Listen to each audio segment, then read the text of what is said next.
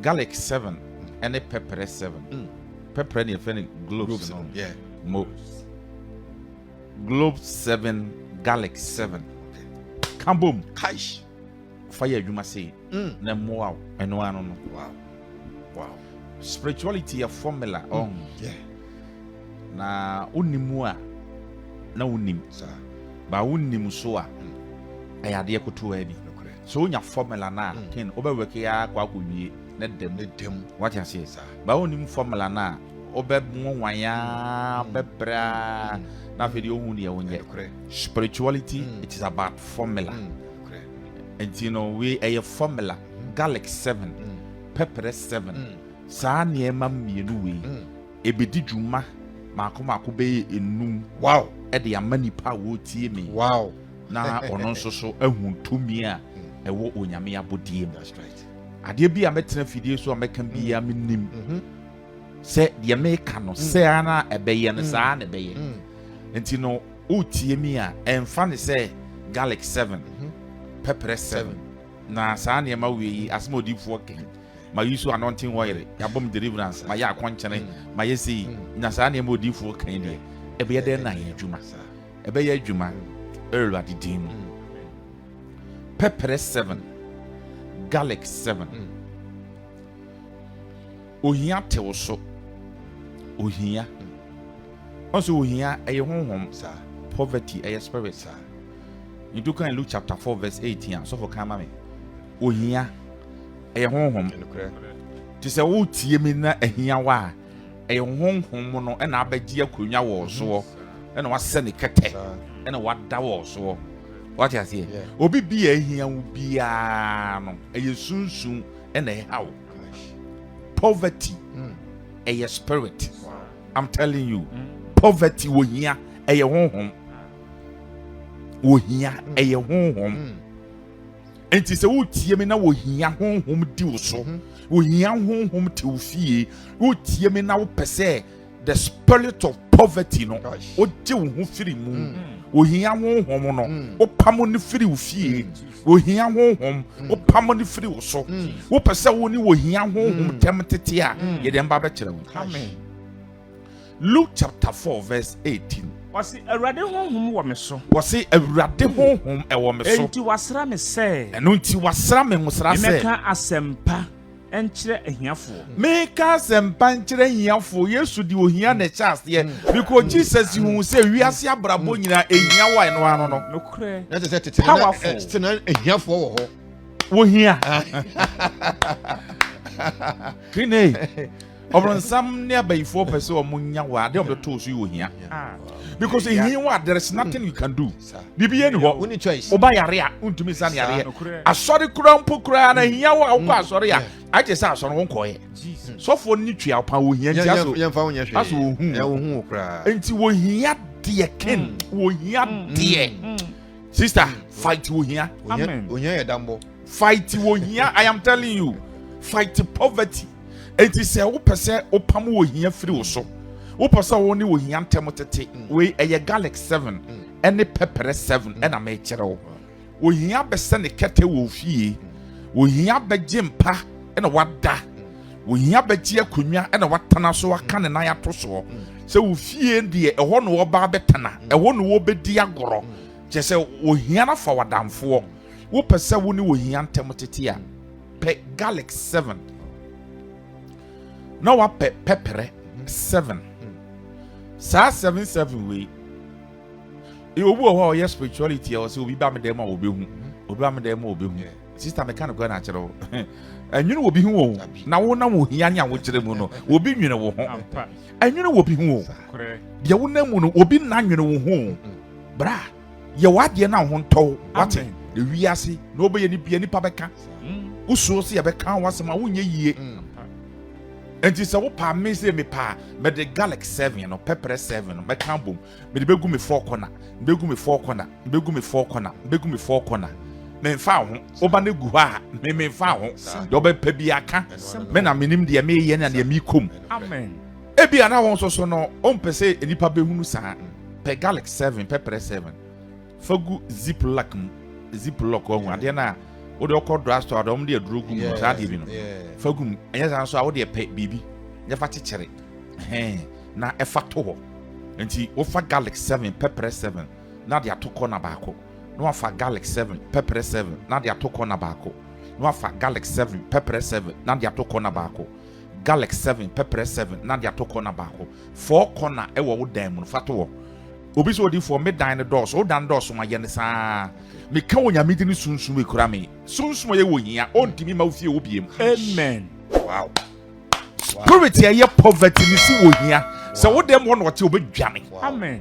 atoa by force obefa ne kete adwane obeyi ne nase mpabo amerika obetuo no wohia wo ma wo dem wo biem wohia e ma wo nche biem wo ni wohia ton kwanta wo mapai obi so di for 7 na Ai, aseme na papa okay. wohia to me kese we say na wo kire me say memfa pepper Any friends say garlic. ene garlic memfa pepper 7 garlic 7 enye nipa ni din ne hia o what you say bad na no oduro no what you say me kan ko na achero enye nipa ni din obi ai kese obi o wa wo soaye kese pa bad na no oduro kete obetimi e na atwe wo say bim ai te say wo sono kese pa o wo sono na so abo ntatia kete ene timi do sono tofo enti wo de ye saa de ma me fato fo konnes no na hwe se honhom eye wo hia se betimi atena wo fie wo bie mu a honhom eye ho kire e betimi atena wo fie wo obedwane yakọ Powerful. otie me ebi a wo da wo so ndaye basa wo da ye so aye basa be so ndaye na wo didi na wo shisku atare na wo na masie ye bo so ndaye na wo da fu nda kam wo be so je se wo da ye so ye basa da ye so a wo so na ye basa ase abayifo ne de okra di agoro wo so ndaye bad dreams nko a e ba to tie me pepper 7 per garlic 7 fabum pa de ekekere fa hye opilas ne daso eno ano no saa da ye basa no onsu biem obi so odi fo na se garlic na ese ya me ye ne dai yifiri ho fa foforo hyem mechanical na achiro yifiri ho fa foforo hyem ai wi ase kokora mo hui wa mfale so obesi mu maso a mfale se odi aduro betalim kan ko na achiro sister abona ebo no wi ase no obi e bobere gu no botomu o nhwe obi ebia me ka kyerɛ nhwe obi ya ne ho betɔ na wo na ni mu jam a wo na mu ya ne ho betɔ fa hye opilo ase ne da so mfi obi ntie obi a boni bi anim esuaso boni bi anim sunsum na wo da omotete wo da ye mu a wo da ye so basa wo so da ne obi ne wo da wo so da wo didi wo na sisi form o toilet so wo se sku atare this kind of bad dreams no eto betwa Amen. wo da wo beda be so da na wo defuna da kam besondaye na wo asiye adai timi da ma sondaye ne ade da me wo asiye be de wotimi ayeyi ebe ye dai fade ma kire wi onyame abode garlic 7 pepper 7 kambum fa se osunya asne da so eno anu na obi ani asem obi tie me DJ King Papa, lifia wote asomdwe ne fie ho no peace in the house 1 minute bi na ntokwa na entokwa aye honhom Are serious papa? kinwe abrabọ no ye bọ no King say wonya spirituality no want to so masemase aken what funny baby say eh normal Sure. I'm telling you there be antokwa uno wo yere entokwa uno wo man tokwa je say peace ni fie ha wote wo no e che say bronsama take dominion wo fie ho Bi o ha enuanum omo nka je say sa bronsama take dominion na baby a there is no peace no yedie ni ho if there is no peace here there is no success. That's what I'm talking about. What you say?